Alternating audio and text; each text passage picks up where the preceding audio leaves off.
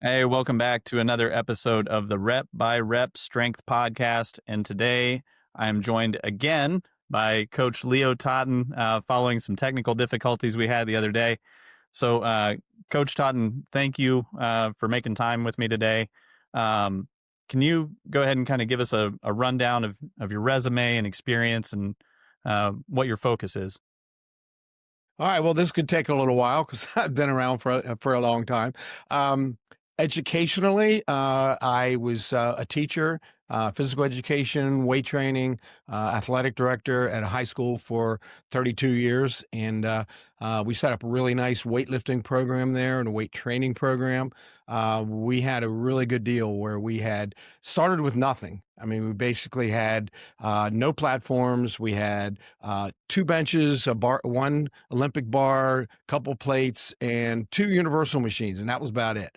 Well, by the time I left, we ended up with 18 platforms fully equipped with bumper plates and racks and everything else.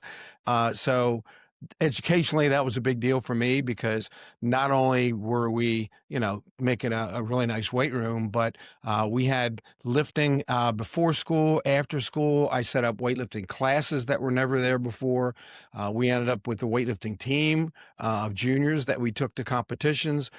So that was a big deal for me, and I really knew. I think a lot of kids in college, they don't really know what they want to do. Well, I was fortunate that, heck, in seventh grade, I knew I wanted to teach and coach because I had some really good coaches along the way and good mentors along the way, and so that was a big deal for me to be able to teach well, and I think it's really helped me along the coaching lines as well. As far as my lifting background myself. I started out 12 years old, bought my first set of weights from York Barbell, 100-pound set. Actually, I earned the money picking cherries at a local orchard, rode my bike 5 miles to get there. This is, I don't know, I guess it's a little bit crazy, a little bit dedicated. I don't know what the word is, but I knew I was just a little guy and I wanted to get bigger and stronger. And so ended up going to York Barbell, got a 5-foot bar, exercise bar. I didn't know. I was just reading Strength and Health magazine saying, "Hey, I want to be like those guys." So that was really the start. And the neat thing is that when I bought my set at York Barbell, I at the time York was the mecca of weightlifting. They called it because Bob Hoffman and York Barbell, they sponsored all of the top level lifters in the country. So they would come there to train, and some of them lived there full time, and they gave them a job at the protein factory. and But I got to, as a little guy, just very impressionable. I saw these guys training, snatching and clean and jerk, and I had no idea what that was. But I'm thinking, man, these guys are big and powerful, and they're moving a lot of weight, and they're moving it really fast. I taught just again, Strength and Health magazine. I taught myself how to lift, and that was back in the day when you studied some of the Russian manuals that were out there and some of the resources that were there, but not a whole lot of facilities. I mean, growing up, I lifted in some unheated garages in the middle of the winter and did all kinds of stuff like that. But it just kind of fell in love with the sport and I competed a good many years. And my last competition was the 1984 Olympic trials when they had Olympic trials. And my best lifts and snatch was 150 kilos and clean and jerk 195 kilos. So I was okay. Not Decent. unfortunately, there were a lot of others in my weight class. It was a 90-kilo class that were really good too. So it was a very competitive thing, but I just I got the bug, and as soon as I retired from weightlifting itself, that's when my coaching of weightlifting really started. Because along the time when I was at the high school, I coached a lot of things. I coached wrestling. That was my big thing. And I still follow wrestling a good bit today, and I did that for a lot of years. But at the high school level, they always need other coaches for a variety of sports. So I ended up coaching a lot of different things that I had no idea what I was doing. But again, if you're a good teacher, I think you can be a good coach in just about anything if you really study it. So I coached tennis and volleyball, women's volleyball. Heck, we even won states one year when I was coaching. So, and I still say to this day, I think we won states in spite of me, not necessarily because of me.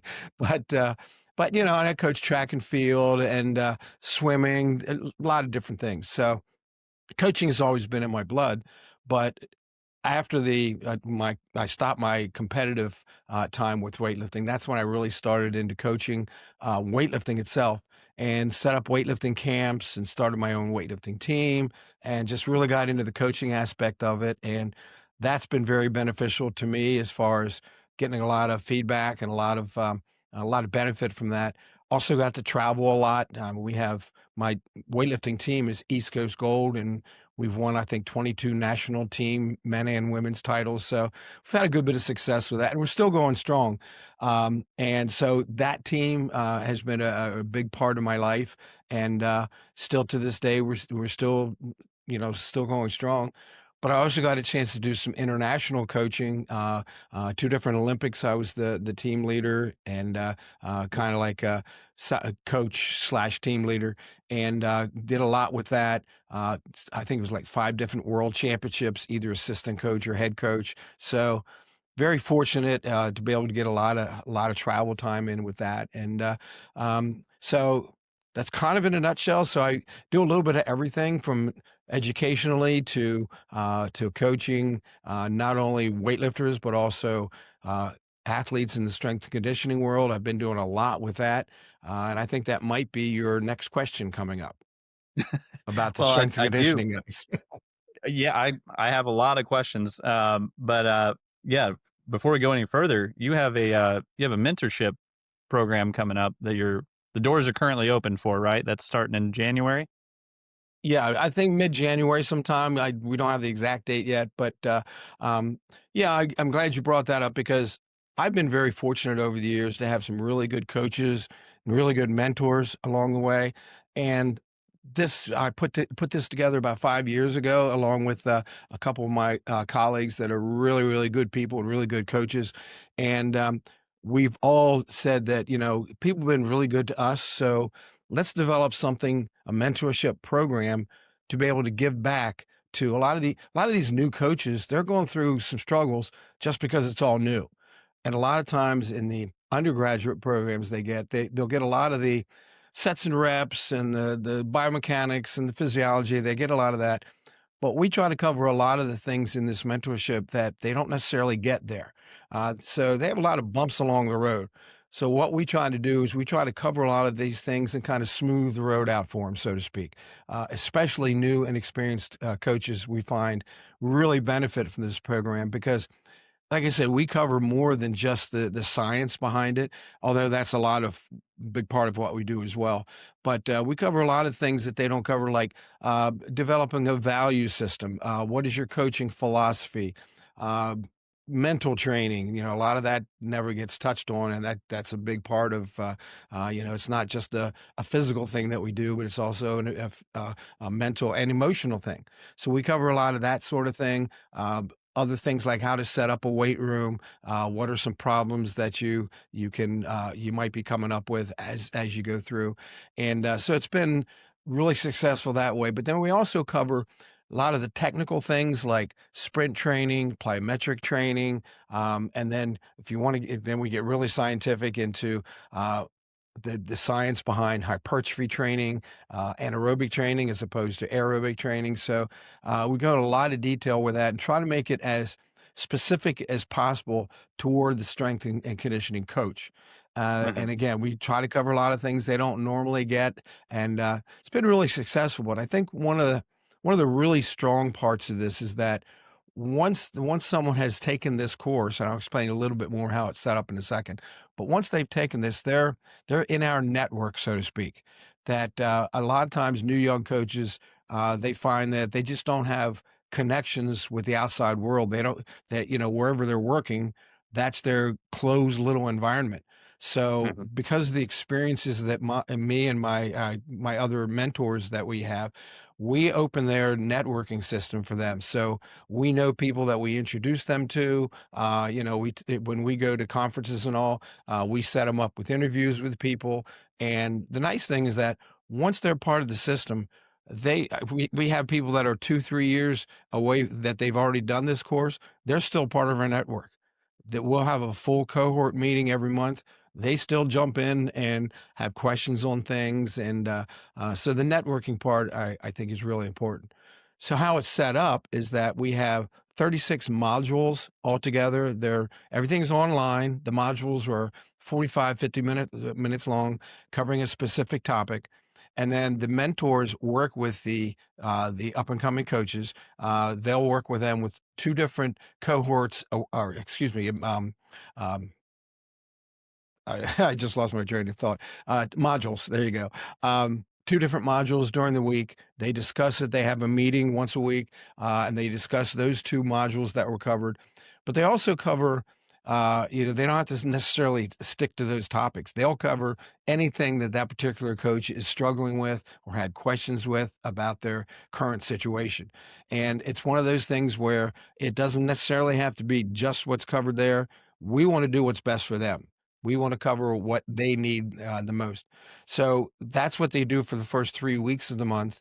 And then the fourth week, that's when we have what we call our full cohort, where everybody gets together at a big Zoom meeting. I run the meeting, set up questions. Sometimes we'll have guest speakers. We just try to make that as a fuller movement as possible to include everybody, because sometimes when you have your own mentor and you have questions throughout the week, maybe they can't quite answer the question that you have, or maybe they have one solution, but in this full cohort, they bring it back up again. And then other mentors, they might have other ideas that can supplement that. So we're just trying to make it as complementary a program as possible for what they need. All right. So it's pretty much it's set up to cover a lot of information, but I think we cover even more than that just because of the outside questions and the problems and dilemmas that these coaches come up with. So it's a really good networking system. And like I said, this is the 5th year that we've been doing it, and we've had a lot of success with it. Not big numbers. We try to keep it relatively small. We Mhm. try to keep it to maybe 8 to 10, so that we like that ratio to be as student oriented as possible. So signups are open now, and I think it's more like a wait list at this point. But it'll be open and ready to go probably around mid-January sometime. So really appreciate you letting me kind of pump it Oh, up here yeah. a little bit. It is a Yeah. good deal. And would that be on tottentraining.com? Is that where people would find out That's more? yeah, right on their website. Just it's work with the TTS. It's under that category. Okay.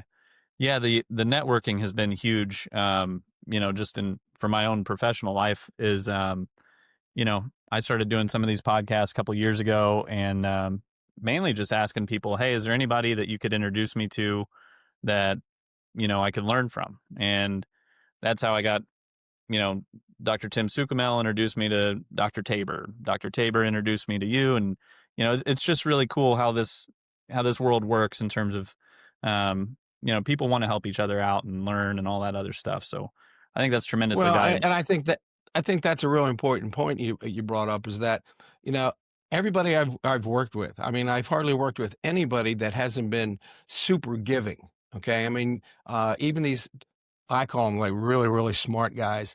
Dr. Stone, Tim Sukamel, these guys are really, really smart, but they're down to earth. They answer questions. They don't look down on anybody. They just want to share the information that they've accumulated. And trust me, that's a lot they've accumulated too. But yeah, just that giving, I think that's really neat to be part of that.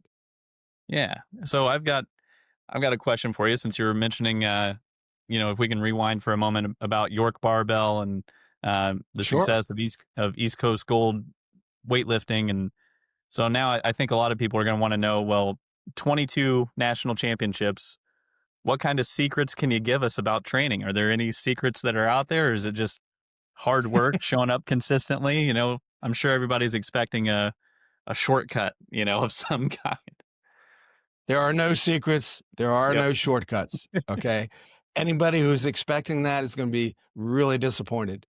Bottom line is exactly what you say. It's just, it's a process. It takes time. to get good at anything. All right. And there are no shortcuts. You work hard, you keep your nose to the grindstone, so to speak.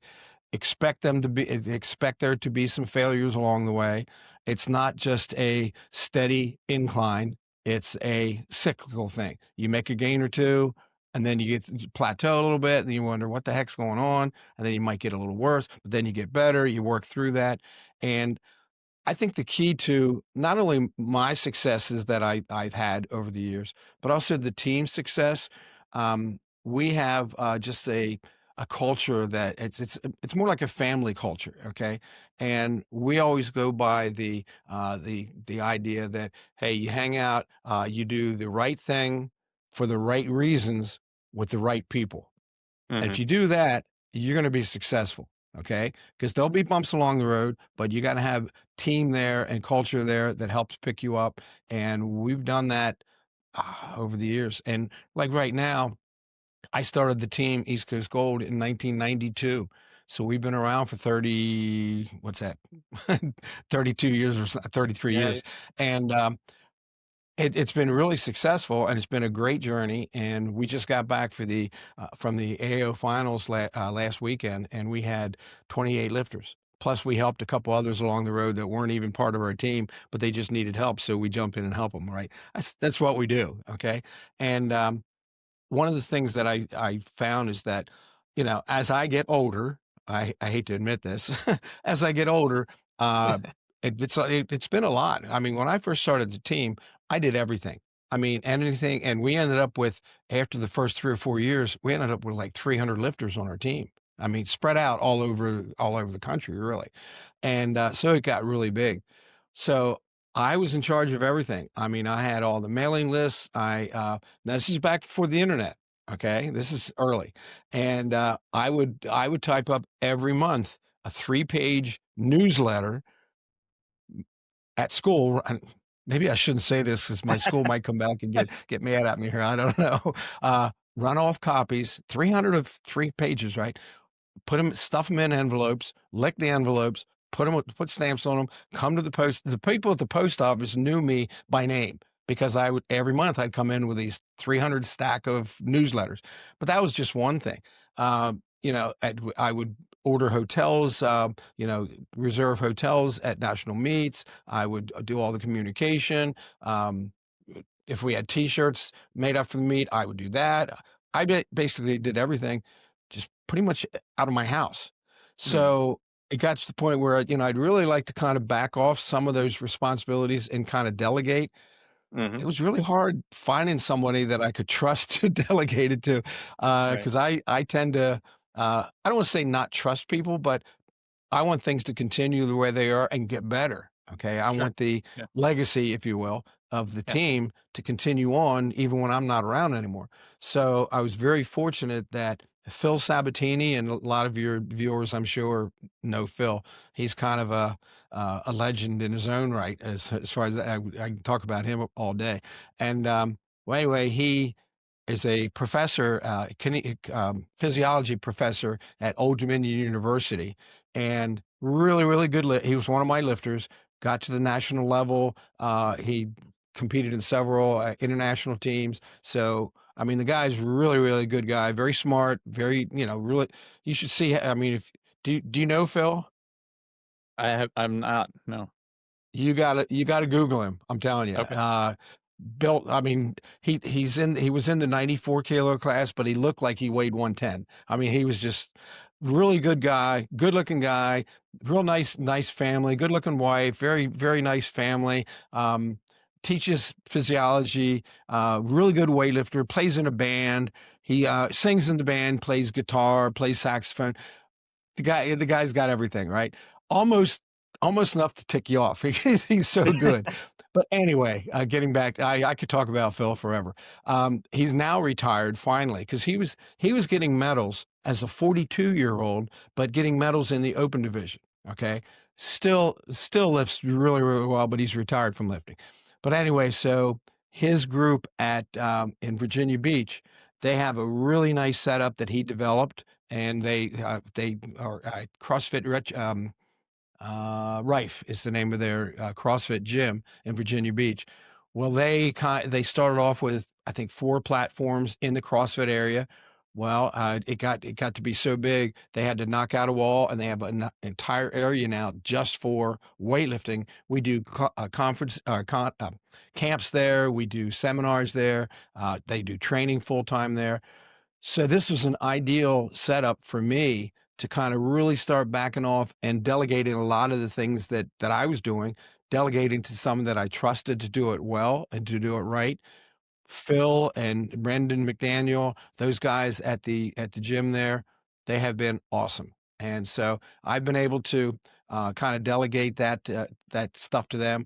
So I'm still the head coach and CEO, but Phil is my associate head coach and president of the club. So he's taken over a lot of the stuff, and it continues to grow and it continues to build. So that's really what I was trying to do. I was trying to keep everything going because I think we're one of the oldest teams now in the country. A lot of new teams, but Right. maybe the Sports Palace, I guess, is been around a little bit longer. But other than that, and we're still very busy, not only with the local things, but also open nationals, a lot of masters nationals we attend, youth and junior. We have a lot of those. So we really do have a wide variety of athletes and coaches. We have coaches set up at different locations. So like when we had the American Open finals last weekend, I think we had like 7 coaches along with me. So it was, even though we had a lot of lifters and there was a lot of juggling of who's coaching whom, and,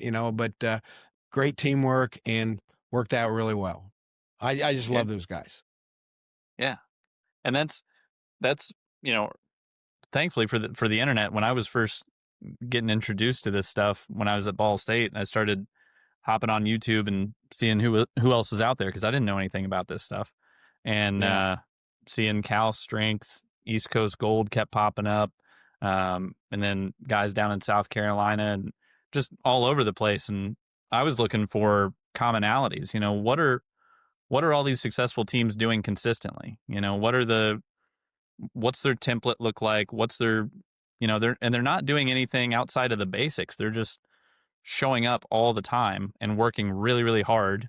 And then those are some of the main things that I took away early on, so, um, Yeah, I just and had a and they're question. all good points, and they're all good points, and, there are n getting back to there are no shortcuts, okay? I think one of the things that it's gotta be consistency, and that's one of the things I think our team has succeeded with more than anything is that we're very consistent in the way we handle our athletes. We're consistent in, getting to the training on time. Everything is the way it's supposed to be, but we have to do it consistently. You can't be good one day and then things are going to hurt what you just did the next day. So it's got to be a consistent positive behavior on how you do things, and that to me is the key: the hard work, the consistency. Um, just got to have some discipline, and all those Mhm. things. It's and it's old school. All right, and I know I get accused of being old school because I'm old, and I'm all right with that. But I always say, look, old school works. All right. Anytime I Mhm. see people trying to do these fancy things or the latest, greatest innovations and things, have they proven over time to work consistently? Has research backed up to what you think you're doing?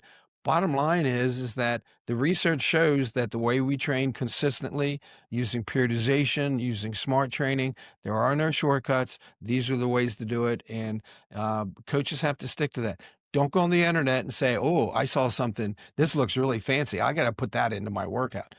But do they really need it, or does it really work? If it comes from somebody that has a reputable reputation and has proven over the years to do things the right way, I'll listen to them. Okay, if it has to do with drugs, I might have the best training program around, but if it only works if drugs are involved, then that doesn't work for us. Okay, so we have to find the best way to train drug free and doing it the right way. So early on with York Barbell, they were doing a lot of like isometrics were getting a ton of attention, right? Um, Like they I would have have like that book. pin squats I and have the things. book that Bob Hoffman put out, Functional Isometric Contraction. Okay. Yeah, so it's back there on your bookshelf somewhere, huh? Um, Yeah. Oh, I got a ton of books. does so is that something that you ever tried with your athletes or currently use? What have you noticed that way as far as isometrics go? Well, isometrics, if you do the research, isometrics is a great way of building strength. It is, if you do it correctly. And just a little backstory on that. When I first got that book, when I was in, I guess probably 10th grade at that point, I literally, what you do is you do 3 pulling positions, 3 squatting positions, 3 pressing positions. That's all you need to do, and just hold each position for 8 to 10 seconds, and get strong.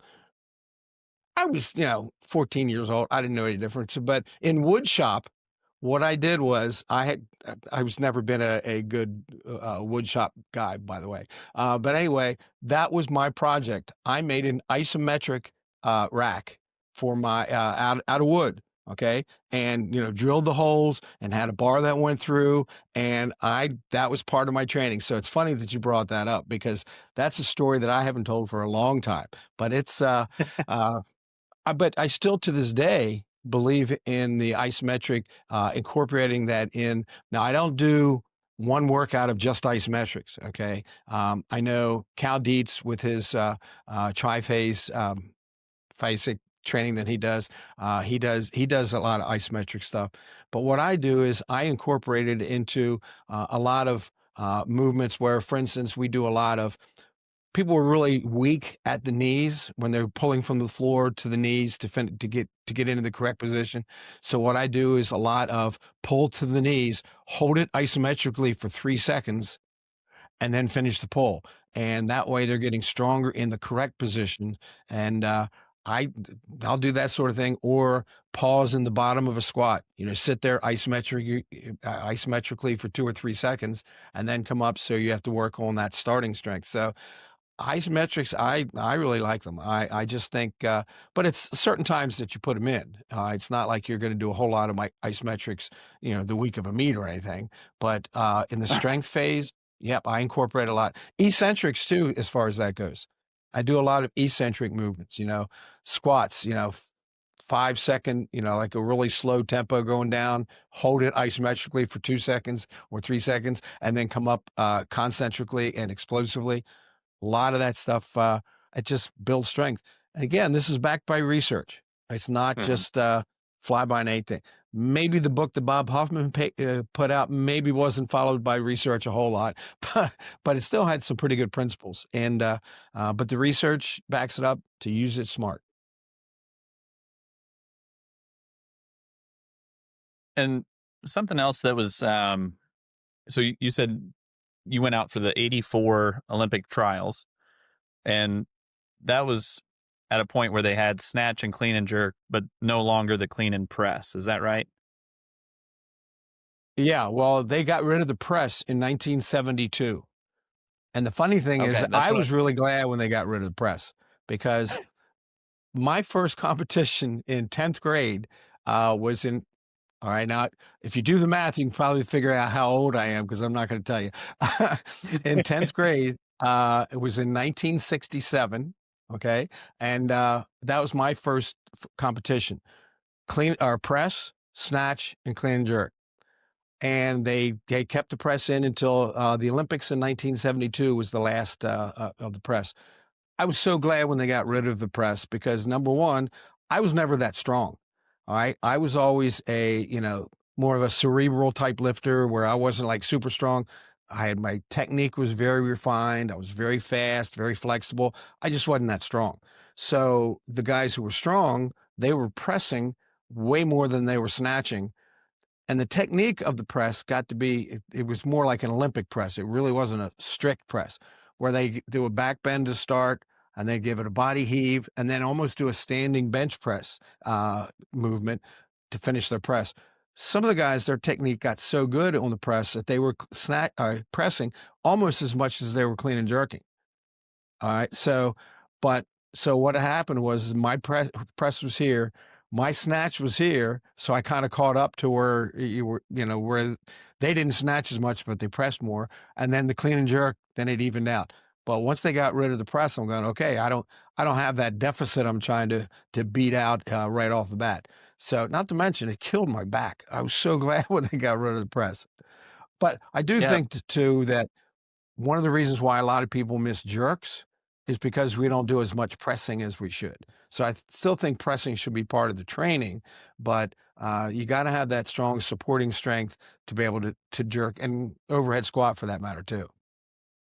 yeah, I've wondered about that as far as how removing the press affected training overall. And then I remember reading an article a few years ago from Christian Thibodeau where he was talking about how lifters look very different from the 60s versus today. Yeah. And the case he was making was, number one, you weren't really allowed or weren't supposed to drop the bar. You had to eccentrically load and then set the bar down. And then the evolution of the bumper plates themselves, because now there's no eccentric stress. So is that something that you've noticed over the years as well? Uh, that's what, well, even the fact that everybody uses jerk blocks now. Okay. I think there is some benefit to lowering the weight and keeping it under control because now you, like you said, working eccentrically. There's some benefit to that, but handling a lot of load, the jerk blocks are so much nicer to use. But yeah, back in the day when we had metal plates, beat the heck out of platforms because if you miss a lift, you're not letting it down too easy, right? And even so, yeah, we would finish the lift, bring it down to here, bring it down to the thigh, ease it down to the floor. That took a lot of extra work, that's for sure. It's so much easier now to at least lower it to your shoulders and then you can let go of it, so it's a lot less stress.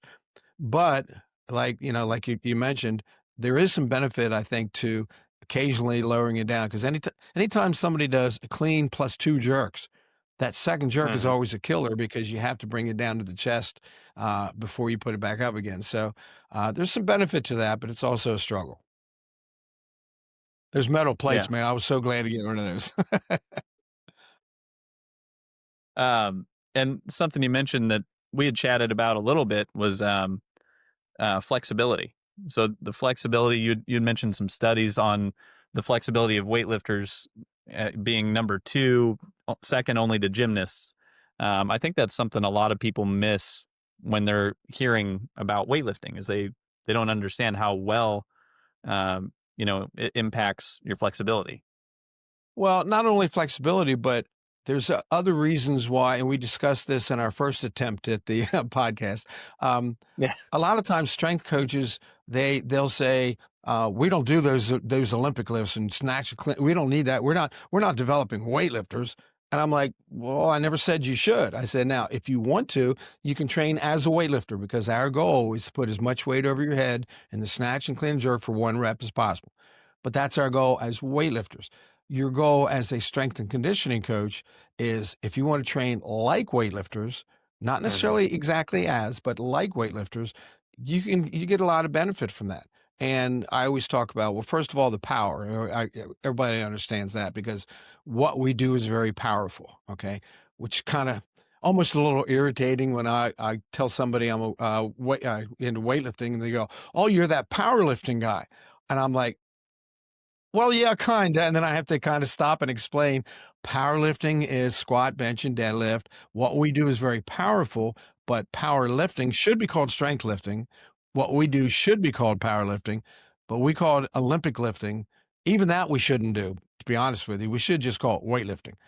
Hmm. Everybody around the world knows that weightlifting is snatch and clean and jerk, except in this country. In this country, again, you say weightlifting, and the first thing they'll say is, "Well, how much can you bench?" Well, we do a little bit of benching, but not a whole lot. Okay. And so they call it the Olympic lifts because it's the only barbell sport in the Olympics. The Olympic Committee doesn't like us using that term. So I always use the word weightlifting. Okay. But again, you have to explain it to people. But then when you explain what weightlifting is, you have to explain what the value is. What are some of the things that come from that? So getting back to the word power, what powerlifters do, they don't have a lot of speed involved, and that's what power is. Moving weight at the maximum speed. And that's what we do in our sport. So power, when you measure it by, say, vertical jump, weightlifters have great vertical jumps because when you stop and think of it, that's really what we're doing. A vertical jump motion. We're not leaving the floor, but a vertical jump motion with extra resistance in our hand just about every time we lift. Even when we're doing a jerk, we're still doing a jumping type motion, throwing the weight over our head. So the power part, I always like to use the example of back in the 70s, Vasily Alexiev from the Soviet Union, two-time Olympic champion, several-time world champion. This guy weighed 360 pounds, and he had a 39-inch vertical jump. That's a lot of. Wouldn't you want your offensive and defensive linemen to have those big guys have a vertical jump like that? I mean, that's some power. So obviously they also need the strength for that power. Like, again, back to Alexiev, he squatted 1,000 pounds. That's a lot of weight. I mean, obviously, 360 weighed, but still to move that much weight, that really speaks a lot for that. So another value that I like to talk about with weightlifters is the cardiovascular or muscular endurance part of it that a lot of people don't realize, especially people in the CrossFit community, because I work with a lot of CrossFit groups, as well as athletes changing over from CrossFit to weightlifting. But one of the things I try to get to them is that if you train anaerobically like weightlifters, short bursts, you're going to develop aerobic capacities. Okay. But if you just work aerobically, like the high volume type things that a lot of CrossFit do, I mean, it's just rep after rep after rep, then you're training aerobically, but you're not getting the anaerobic benefits. But weightlifters who train anaerobically, they also get the aerobic benefits. That's just the way it works. So when they've done a lot of the studies out there, they found that weightlifters can increase their VO2 max, training like weightlifters now. Their blood pressure decreases, their resting pulse rate decreases. So these are aerobic type benefits that weightlifters still developing the power they can develop while they're doing their strength stuff.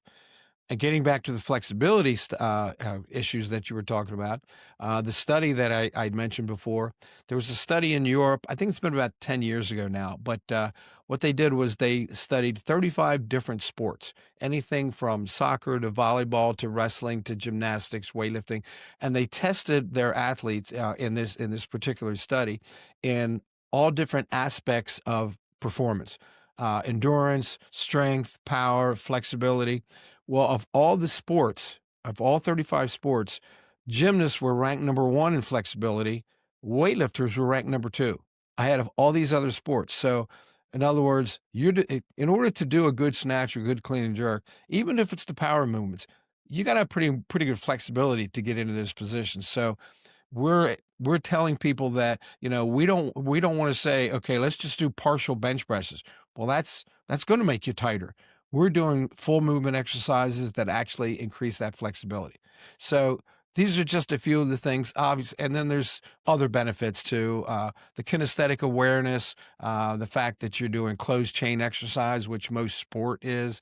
I think one of the things that I wish there were more objective ways of determining this, but self-concept.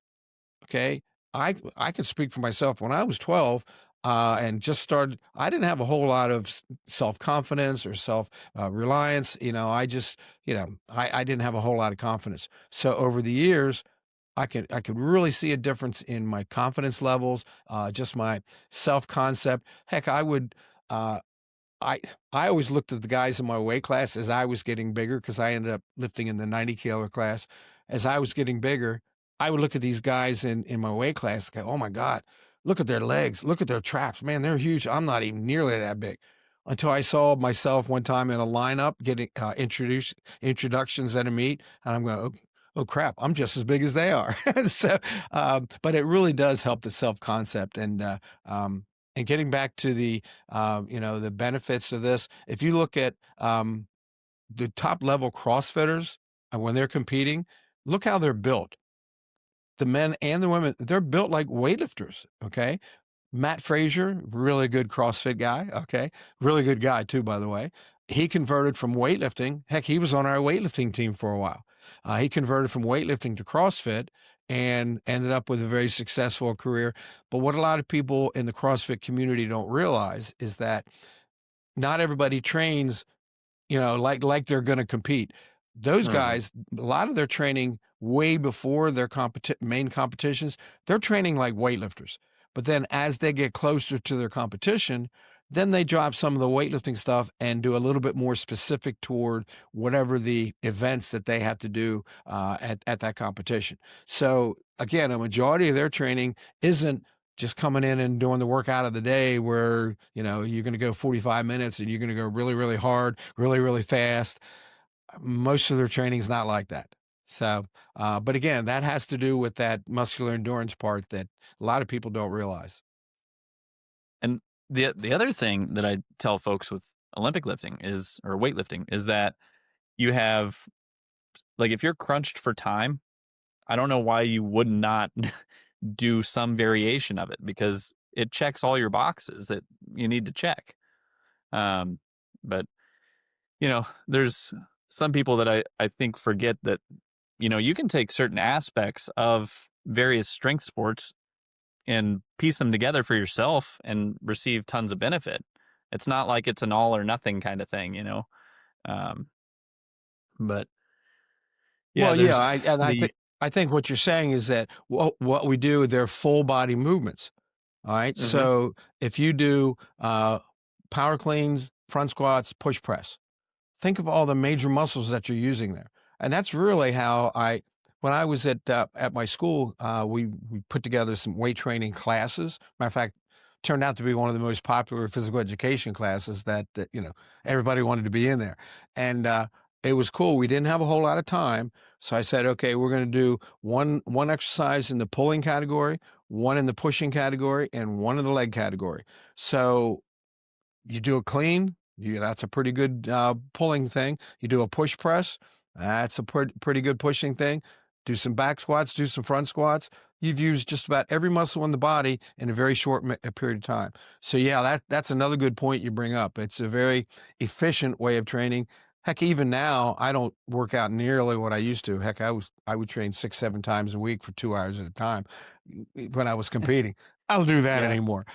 yeah, But what I do now is I want to make as efficient amount of time as possible. So I'll do 3 exercises and I'll try to make them the large muscle group exercises, work about every muscle in the body, short rest periods in between. Now I'm working anaerobically and at the same time, I'm keeping my fitness level up. So again, it's a very efficient way of training lots of parts of the body. And I would tell the kids at school, they say, well, when are we going to do our curls?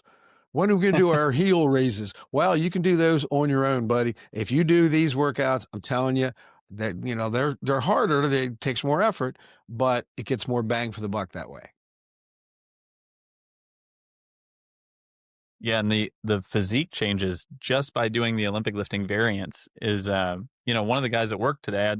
I saw him first time I've seen him in a couple months, and his traps are popping out, and his upper back is, filling in, and he's just been doing snatch and clean and jerk, for a couple months. And I'm like, holy Yeah. cow, man, that's a good change. It works. I'm telling you, it works time and time again. People who doubt it, they haven't tried it, because if you try it, you can see it's got a lot of benefit to it. The way we do. So again, you can train as a weightlifter if that's your goal, and I can help you with that too, by the way. But if you train like a weightlifter, you don't have to do the full snatch and full clean and jerk. Do a power snatch, maybe do a power clean, maybe do it off of blocks, maybe do it from the hang. If you can't receive a bar correctly in the clean, just do the pull. If you do just the pull, you're getting the benefit of that triple extension, okay, that force production. If you have the flexibility to receive it correctly, and again, only correctly. I mean, if you're catching it up here and not really racking correctly, I wouldn't even recommend that. But if you can do it correctly, now you're working eccentrically, you're working deceleration, more core stability. So there's benefits if you can receive it. But if you can't, again, whatever their capabilities are, I know you work with tactical a lot. Mhm. They may not Yeah. want to catch the bar, and that's Yeah. fine. But find out what they can do. Just take them from where they're at and say, well, we're not going to do anything overhead. You've had a bad shoulder, so we're not going to do anything overhead, but we can do this, or we can do this. And I think that's what a good coach does, is that, you look at your athlete, individualize as much as you can, and say, this is going to work for your situation. And I was, I don't know, coaching a little seminar the other day. I'm trying to think of the right way to say it. It wasn't like a full structured, tight seminar, but it was, presentation about the introduction to Olympic lifting. And there was 30, 40 people. And these are all college age folks. And this girl comes up to me afterwards, and she's in her junior year of, she's a collegiate thrower. And her coaches have had her on the same exact program along with everybody else for a long time. And now, like, I was just so frustrated, not at her, but at her coaches, because she's been training really hard for 11, 12 years. And she's never heard of the Olympic lifting variants before. So my whole thing is, she's probably strong enough. She just needs to become faster and do some jump shrugs or high pull or block pulls or something. And Yeah. that's where I think if she takes my advice and just follows what the textbooks say, she'll be pleasantly surprised. So Yeah, but at the same time, when I talk about program design in my different clinics that I do and seminars, I talk about program design. Um, a general outline works for everybody, okay? But within that, then you have to individualize. In other words, everybody needs pulling, pushing, squatting, hinging, okay? Everybody needs that. So in general terms, I think everybody should be pretty much on the same page. But then again, you have to, as far as sports specific type training, that's when you have to understand, I think, that the skill work, that's your sport coaches do. That's where the sport specificity comes in. I've had kids that say, well, coach, if you do a program for me, will you make me a better football player? And I said, no. I said, I'll make you bigger, faster, stronger, individualized to what your needs are. But your football coaches, they're the ones doing the sport specific stuff. right. But on the other hand, I think training should be individualized as well. So, and it depends on a lot of different situations, where they are in their career, or are they young or are they old. Here's a really good example. I had a guy one time, and you'll relate to this because this is a military guy. That I had worked with him a little bit, but he sent me a video one time. He said, "Coach, can you watch this clean? My best clean was 100. I think he did in pounds, 345, and now I'm only doing like 325. I can't even get close to what I was doing before." And I said, "Well, tell me a little bit about your training." And he said, "Well, I have a program that I got online from a reputable coach," and I knew the coach too, so I didn't want to embarrass him. But the coach had sent what I call a generic workout, and it was 6 workouts a week. 3 of the workouts were double sessions, back squat and front squat in each of those sessions. And I'm like, holy crap, I said, well, tell me more about what your situation is. Cause I didn't have a clue. Well, evidently whoever sent this program didn't have a clue either. Well, anyway, he said, I'm 45 years old. I have 3 kids, ages 5, 3, and 1. I see you making a face there. Ages 5, 3, and 1. I'm in the military. I work 60 hours a week. Every month, at the end of every month, I have to do a rigorous fitness test. And I said, well, when do you rest? Right. And he goes, well, I don't really get a whole lot of rest. I said, well, you got to take all those things into consideration. Maybe the workout is valid for somebody who's 20 years old and that's all they do, and they've reached that level, but that's not you. And so he said, well, I know, it just seems like a lot. I said, well, and he said, would you make my workout for me? I said, yeah, but it's going to be a drastic change. So I dropped him down to 4 days a week, no more than an hour at a time. Next thing you know, he's doing a clean and jerk PR. It's not that I'm a genius or anything. That's common sense, But but again, what you have to do is to take into consideration what everybody's situation is, what their stresses are. You have a lot of that in your situation, I'm sure. I did a talk at a naval base in outside of Virginia Beach, and it was really cool. It was the 2-day thing, and there were some other strength coaches that were there, but one was a power lifter, one was I was the weightlifting guy, there was a strongman guy, so CrossFit guy. And at the first day, there were 20 of them there, so it was a real nice group. Well, the next day, they were down to about 12, and I'm going, wow.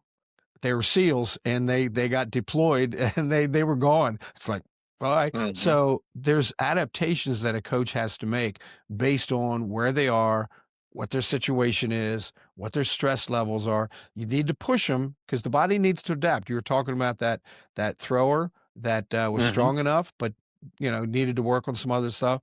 The body, if they're doing the same workout over and over and over and over, the body's going to stop progressing because the body actually works on adapting to these other stresses. So you got to change the stress for the body to adapt to it. So, but it still has to stay within the guidelines of what the outside stresses will do. I always say, what you do in that 1 hour on the platform isn't as important as the 23 hours off the platform. So those things have to be taken into consideration. Well, I can Yeah. talk about program design all day too. No, I think you nailed it.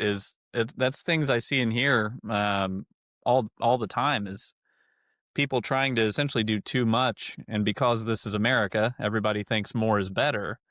And I come in and I usually cut volume by a third, sometimes even 2/3, um, because it's just so much and there's no time for recovery. So, and then I get kind of the same thing of people think, oh my gosh, my performance has gotten so much better. And it's like, all I'm doing is just telling your body to rest. It's just basic physiology, biology, so you can recover.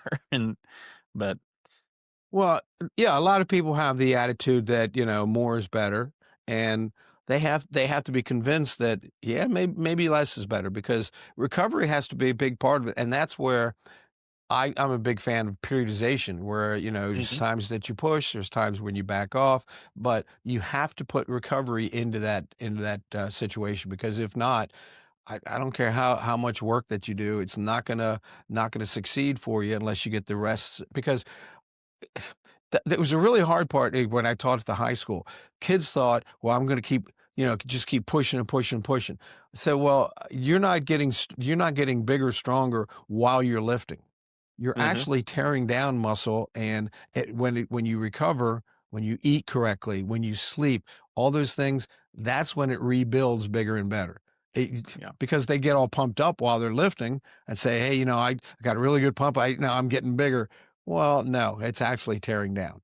So, Yep. especially high school kids, but you know what? I think adults feel the same way too, because they haven't been educated about it. Right. Um, so I have a question about your weekly organization. Do you have days that are more dedicated to higher velocities and days that are dedicated to lower velocities, or how's the organization of a general week look like for you and your team? Well, it depends on what level they're at. For the most part, like for instance, week one would be a 70% week. Week two would be 75%. Week three would be more of a deload. It'd be maybe 65%. And then week four would be more of a, say, 80% and pushing the percentages a little bit.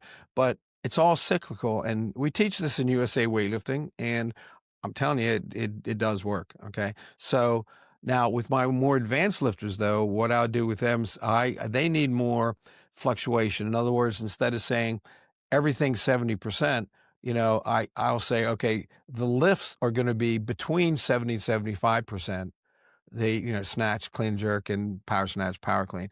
But the pulls might be a little heavier, or then they might be. So, in other words, there's more variance within that, but still within a range. Okay. So, in Mm, other words, if it's a 80 to 85% range, on Tuesday, it might be 80%. On Thursday, it might be 85%. On Saturday, it might drop back down to 80. So it's more of a range type thing. And then okay. same thing, we vary the squats or the leg movements that way too. That's how I break it down, and that's just my way of doing it, but it seems to work pretty well. And then the volume at the beginning of the like say it's a 12-week session, the volume at the beginning will be up fairly high, and then as it goes through, the volume is going to drop down, but the intensity starts low and it's going to work its way up. That's just periodization Matveyev back in the day, back in the 60s and 70s. But again, they've done all kinds of researches on high intensity training, one set to failure. I'm sure you've heard of that. Hmm. That it's got some benefits, but is it really going to develop any strength and power? All right. I always tell the story about Penn State back, 20 years ago. That's what they were doing. They were doing the high intensity training. They're Olympic based now, but high intensity. And I had guys that told me this per se. Okay, so it's not just rumor. Where they had like 20 machines set up, and the coach would blow the whistle. They would do as many reps as they could, blow the whistle to stop. Next one, many reps as they could. They got to the end, and there was a big garbage can. And if you weren't throwing up, that means you weren't working hard enough. How's that for scientific scientific evidence there? So it's got every every type of training has its benefits. Okay, obviously muscular endurance, that's going to work for that, but it depends on, you got to understand how the body works. Okay, you're not going to get more powerful by doing that many reps, okay, or Hmm. that type of training. Okay, you build muscular endurance and you would do that maybe early in the cycle, but if you want to peak for pure uh, power or athletic power, if it's athletes on the field, you got to peak at the right time, and you've got to calculate when to put the rest in, when to push, when to back off. So again, there's so many variables to that. A quick Yeah. story. Well, it seems like none of my stories are quick, I guess, but it does go back a little ways.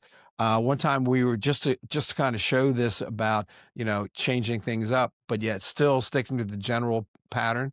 Um, we were at the University of Colorado years ago. They had what's called the Olympic Festival. I don't know if you're familiar with that at all.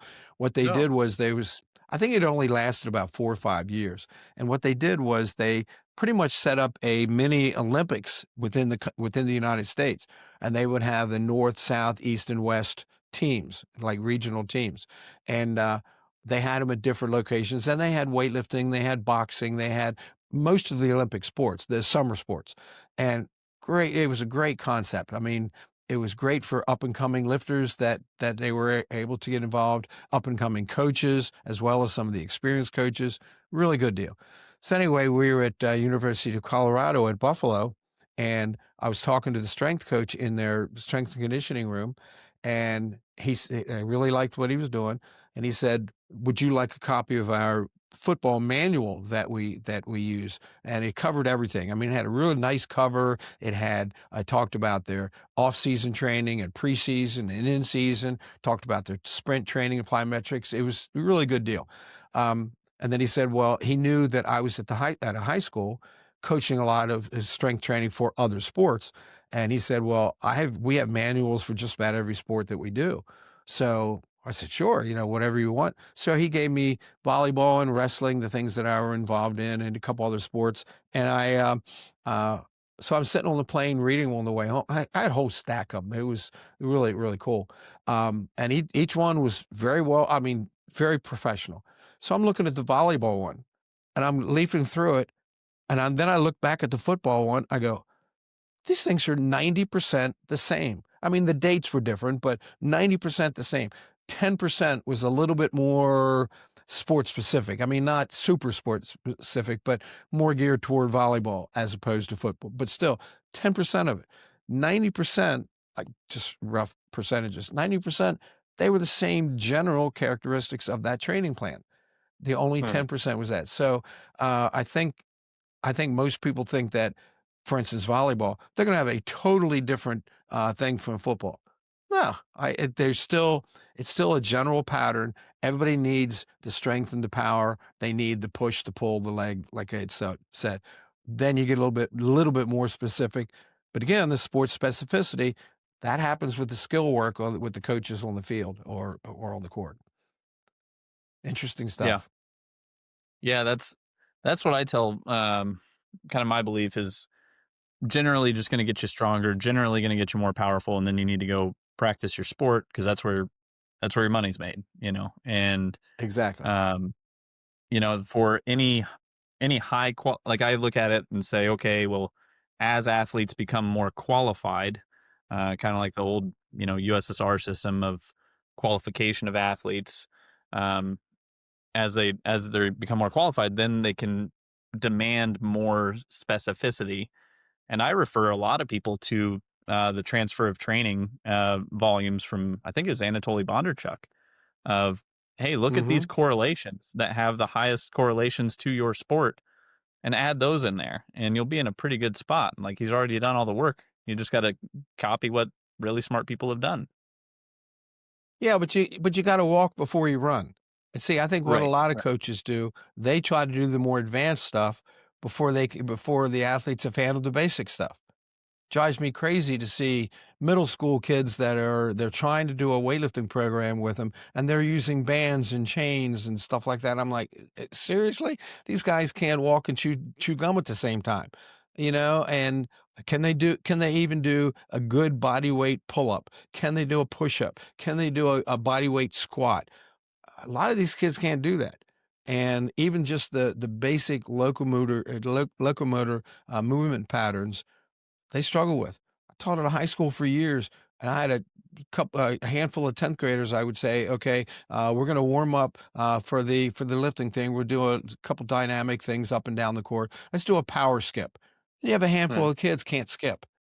Yep. How do you not know how to skip? I mean, come on. I have 3-year-old grandson. He knows how to skip and gallop and slide and all this stuff.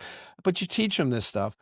That's one of the problems that we have. I think a lot of times, they don't get the physical education at the elementary level that they should. And it's because of that, you're asking them to do more advanced stuff on the field or the court. Well, they can't even do the basic stuff. So walk before you run, do the basic before you build up to the advanced and the and repeat the basic. And that's one of the things that I really learned in with my wrestling background. You gotta do the movements over and over, and it's gotta be repetitious to the point where it's automatic. That's where remember that consistency I was talking about. I think that's where, a lot of athletes, they kinda fall behind because they get bored with the repetition. Yeah. But that's gotta be part of the game, and it's what weightlifting is. You gotta hit the same movement over and over, no matter whether it's a 40-kilo snatch or a 140-kilo snatch, that movement needs to be the same. "Well, I'm just gonna do power snatches until I need to squat." No, practice your full squat snatch. If you're a weightlifter, practice your full squat snatch no matter what the weight is, okay? And, maybe it won't be quite as fast just because it might get out of control, but, the movement pattern needs to be the same every time. And I think you're right. A lot of people just get bored, and because they get bored, they think it's time to change. And Right. I think some coaches are guilty of that as well, where they change things because they've seen X number of athletes over the same course of time and they think they need to spice it up. But if what you're doing is working, then you don't need to change things too much. Yep, Um, that's for sure. Well, and but that's one of the problems with the internet. mhm, You see something on there, "Oh, that looks pretty good. I'd give that a try." But and I think that's one of the things I try to stress, to coaches and athletes alike.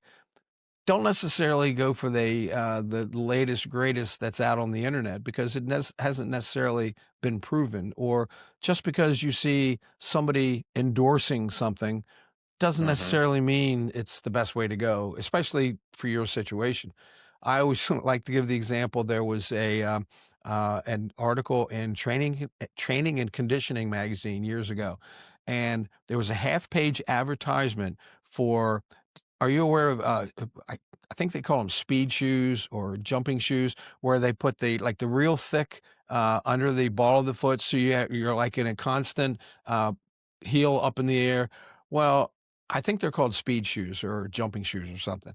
Well, according to their advertisements, if you wear these shoes for 2 weeks, your vertical jump will increase by 10 inches. Well, first of all, that's BS. It just doesn't work that way. But what was worse for me is that there was a picture of Bobby Knight. endorsing these shoes. Anybody out there that doesn't know who Bobby Knight is, really good basketball coach at Indiana years, just retired, 10 years ago or whatever. I think he's now maybe the third winningest D1 basketball coach. He's right up there. But anyway, so his face is on there endorsing these jumping shoes. And I knew the strength coaches at Indiana, Paul Fleshler, Dave Armstrong, a couple guys, really good guys. Anyway, I asked Paul about this one time, and I said, "What's about this with him endorsing these shoes?" He laughed. He says, "Because I knew they did snatches and cleans and squats. They train like we're recommending here." Um, he laughed. He says, "We don't use those. He just does it for the money." Hmm. So, but people who don't know, they don't know what they don't know, basically. Who don't know say, "Oh, Bobby Knight says I got to get them." Well, the Hmm. more educated you become, the more you listen to the, research, what the research says, then you can make better decisions. So just because it's the latest shiny thing out there doesn't mean you have to grab at it. And that's what's been interesting for me that I've noticed about my own coaching over the past couple of years is as I learn more, as I, put in more years to coaching, I start to cut more and more things out. Um, so I really don't do that many things outside of squat, deadlift, push, pull, carry, and Olympic lift variants. And guys come up all the time and they're asking about this and that, and hey, what about this machine and that machine? And I'm just I'm not convinced,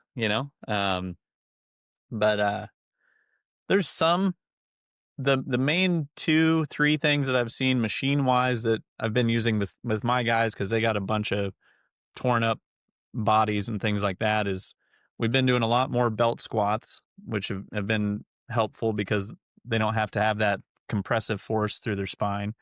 Um, and then a reverse hyper and an inverse curl for hamstrings. But outside of that, I'm really not using a bunch of machines or anything. Everything's primarily platform.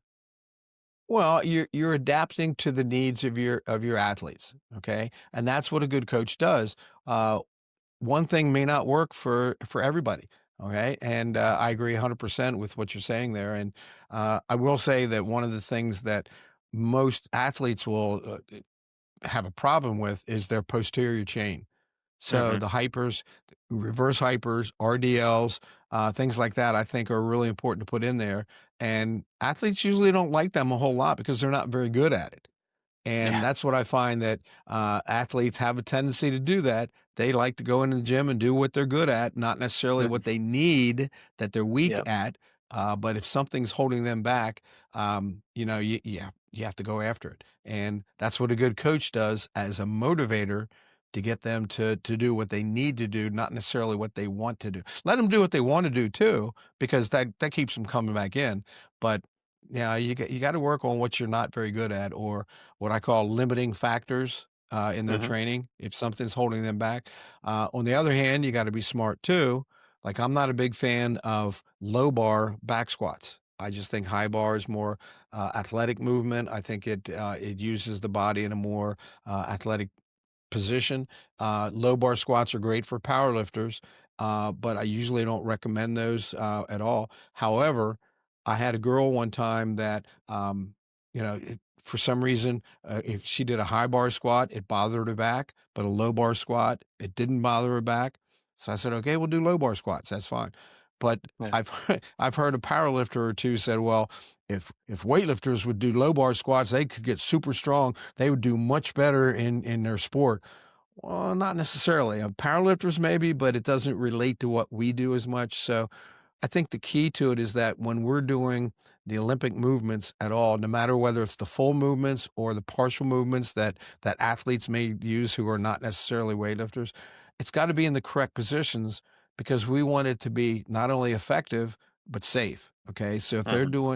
if they might be a really strong deadlifter, but does that really correlate to being a good cleaner? Because the pulling pattern is a little bit different, the technique's a little bit different. A deadlifter, once it passes the knees, their lift is pretty much done. Well, Hmm. for us, once it passes the knees, that's where our lift really gets going. So the technique, it has to be effective and it has to be safe. And if it's not doing that, then you're not doing your job. So Yeah. another quick story on that. Tony Decker is a good friend of mine. You may be familiar. He was at University of Delaware for, I think, 11 or 12 years. He's been a couple of different places. He's at Cornell right now. Really good strength coach. He and I used to do a lot of stuff together at University of Delaware, and they were a very successful football program. And he worked with football as well as other sports, and very successful football. In the 11 years that he was there, they had won several national titles. They were always very competitive. And he was so proud of the fact, and I don't blame him. I think this is key for what most coaches should shoot for. He said in the 11 years that he was there, and he did snatches and cleans and all the stuff we're talking about. He said in those 11 years, he didn't have one injury in the weight room that caused a starter not to start. Hmm. That's a pretty impressive Yeah. record. So the point here is you got to do it effective. Obviously, you could see the results on the field, but it's got to be safe that nobody gets hurt. Okay. Right. And things happen. Okay.